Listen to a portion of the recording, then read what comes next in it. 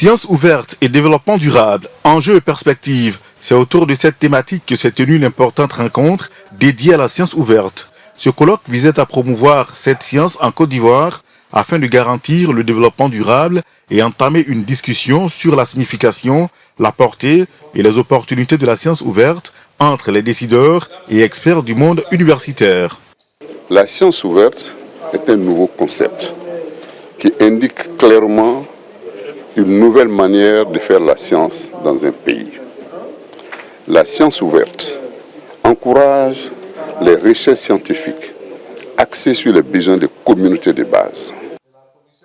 La réunion, qui a regroupé une cinquantaine de personnes, a pu se tenir grâce à l'appui de la National Science Foundation d'Afrique du Sud, de l'UNESCO et du Fonds national suisse. Pour la présidente du comité scientifique du FONSTI, la science ouverte comporte plusieurs avantages.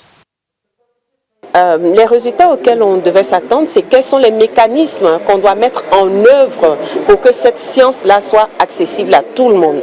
Donc nous avons réuni les parties prenantes pour qu'ensemble nous voyons qu'est-ce que nous devons faire, quelles sont les dispositions à prendre afin que cette science ouverte soit une réalité.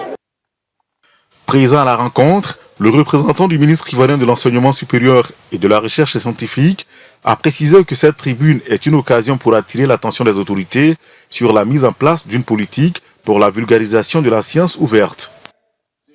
L'atteinte d'un tel objectif ambitieux nécessitera des infrastructures adaptées, des moyens matériels et des ressources financières importantes, éventuellement dans le cadre d'un fonds pour la science ouverte. Au terme de cette activité, les principaux défis et les risques possibles de la science ouverte seront cartographiés avec des recommandations sur la meilleure façon de les aborder et de les rationaliser.